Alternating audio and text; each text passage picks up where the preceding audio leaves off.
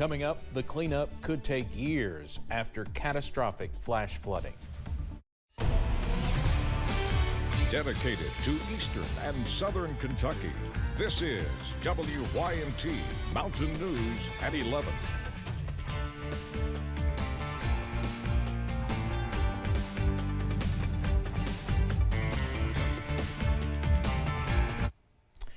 Good evening, I'm Steve Hensley. A tragic day in eastern Kentucky with at least 8 people killed in historic flash flooding.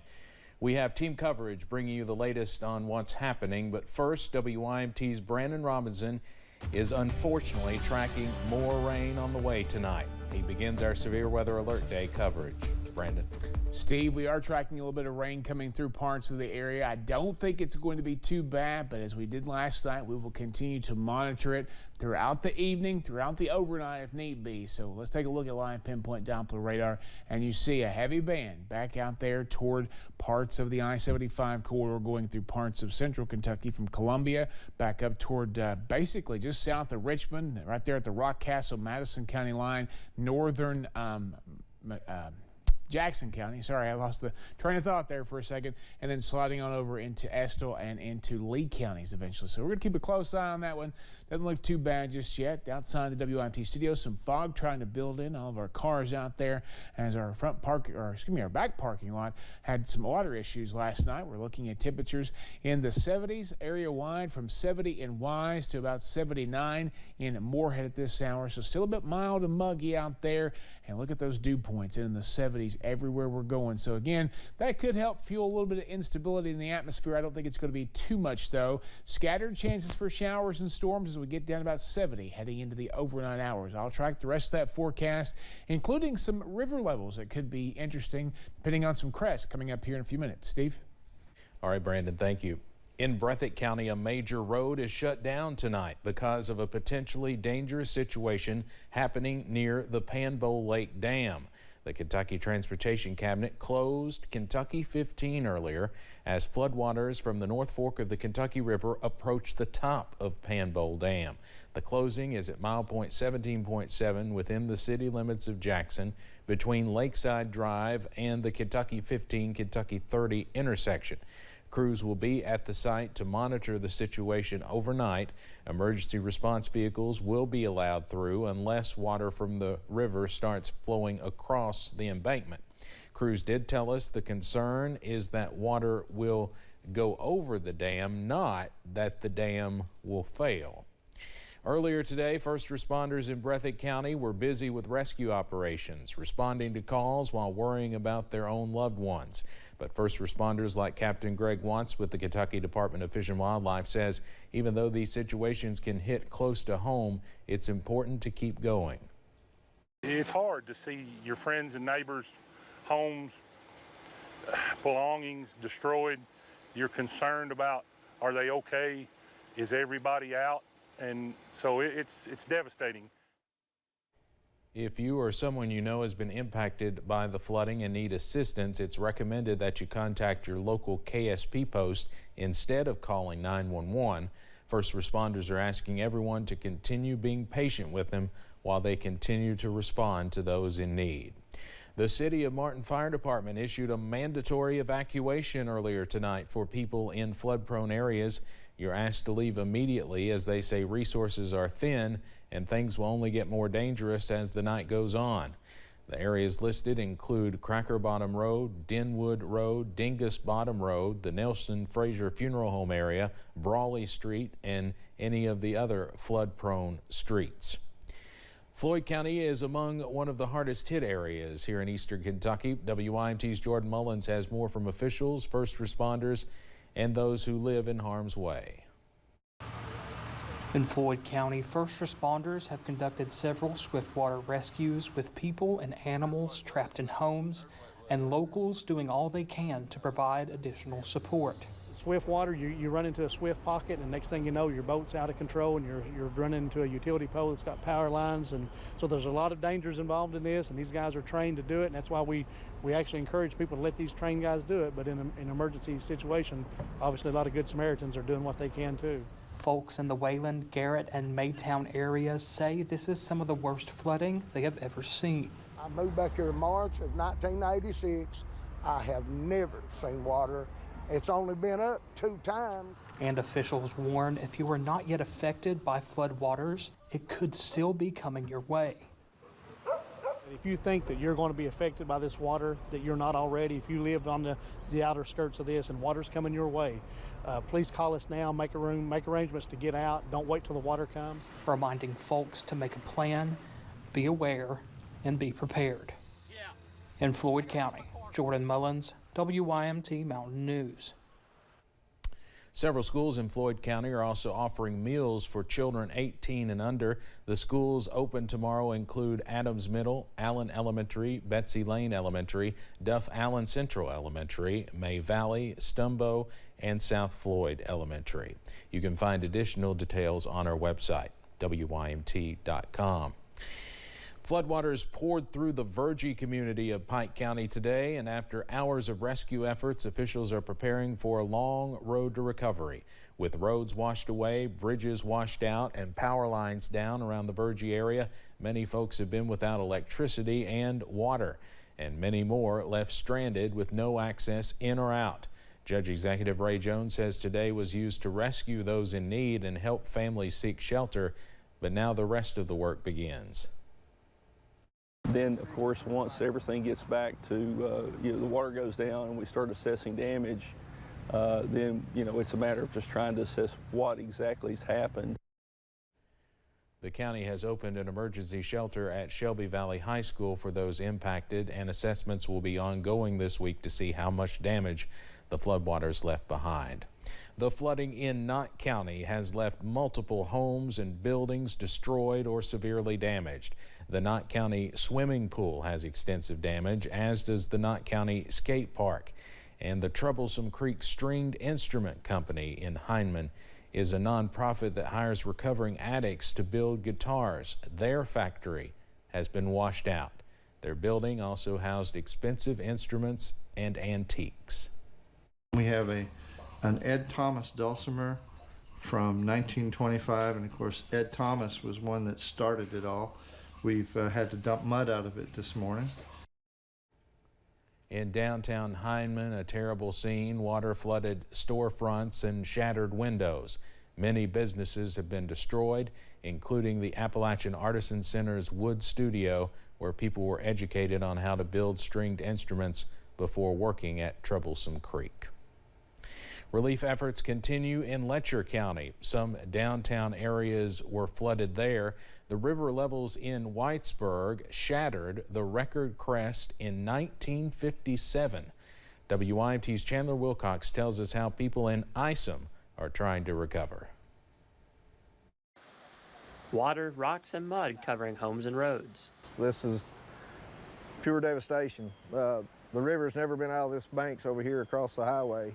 And as you can see back in here, it's all around these houses. It's never been like that in my lifetime.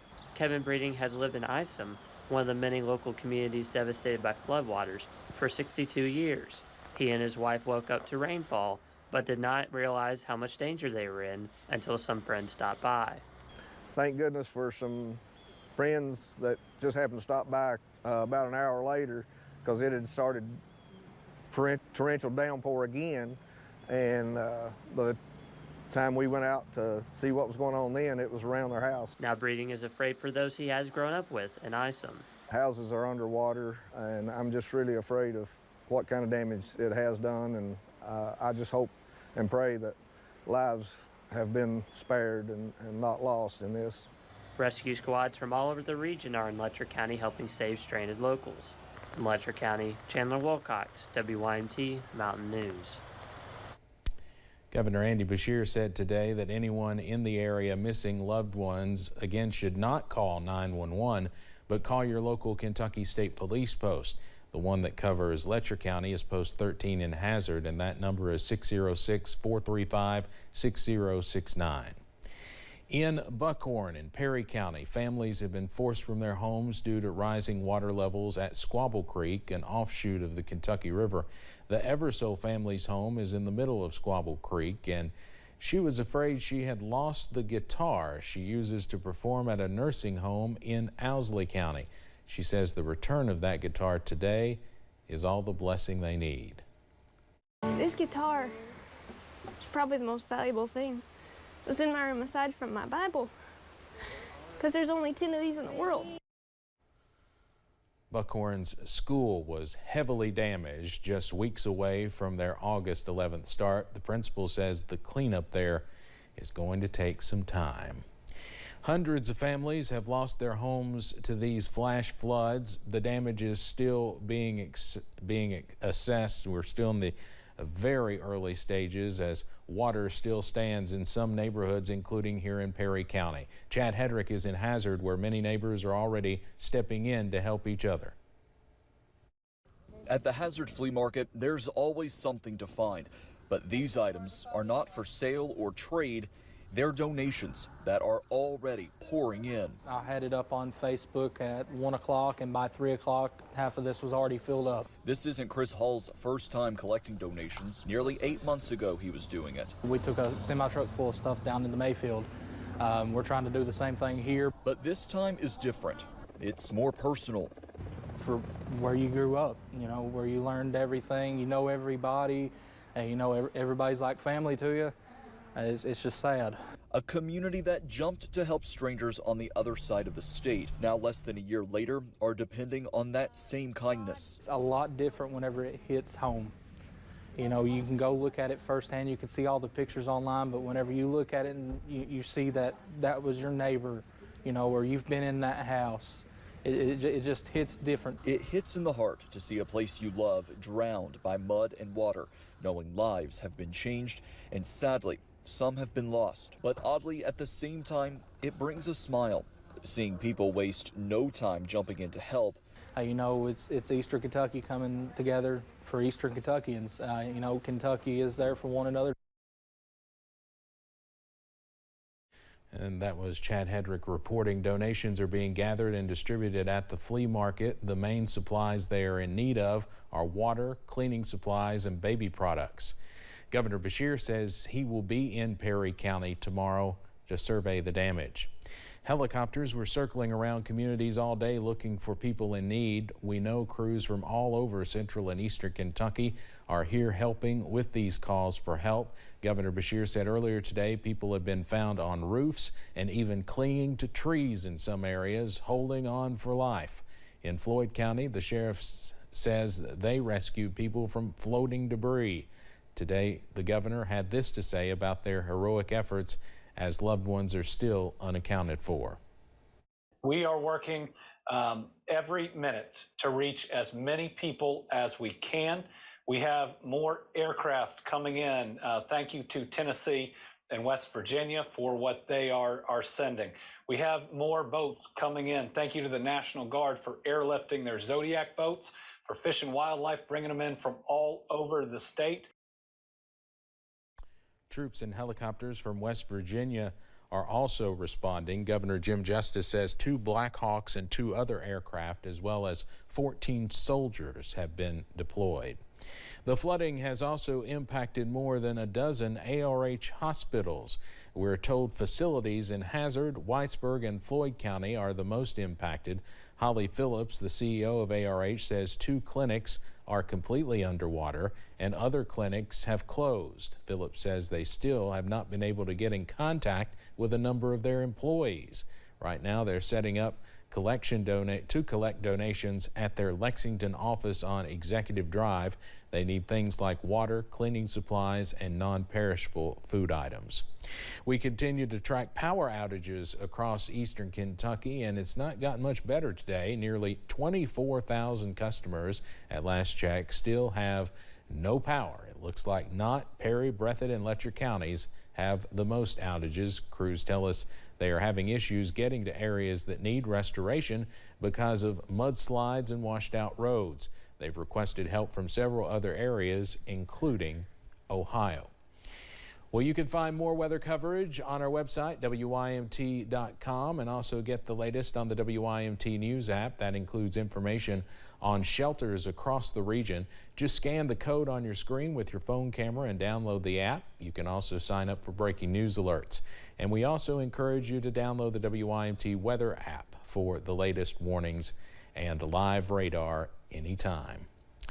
We're hearing from Congressman Hal Rogers today, who represents the devastated areas across eastern Kentucky. He says his district has a long history of flooding problems, and there have been many projects aimed at addressing it. But he says this type of flash flooding in the mountains is unpredictable. Right now, he says his staff is working with local leaders, coordinating the early phases of the response.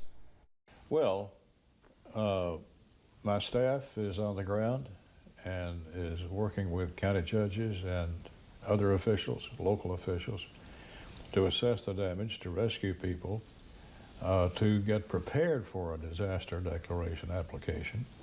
And so we're all busy doing those things that we can. In the meantime, this huge flood continues to roll, and it's devastating to our communities. Congressman Rogers also says he will help work to get that federal disaster declaration approved, which will bring in FEMA. Attorney General Daniel Cameron has activated the price gouging hotline as the online reporting portal in response to the severe flooding. When filing a price gouging complaint, Kentuckians are encouraged to report as many details as possible, including the name and address of the seller retailer, the item purchased, the price of the item after the emergency declaration, and the price of the item before the emergency declaration if known. If seeking a refund, consumers should also keep receipts to show proof of purchase. Suspected price gouging can be reported to the Attorney General's office by calling 502-696-5485 or by visiting ag.ky.gov/price gouging. With so much devastation, many want to find a way to help those affected by the flooding.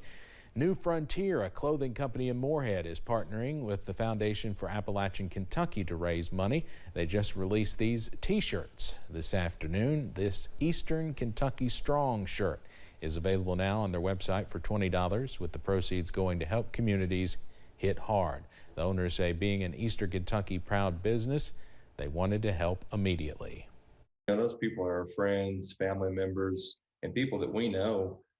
So, you know, when something like that happens or something tragic, it's important to us to step up as a business and as a brand to help take care of them, even if it's in a small way.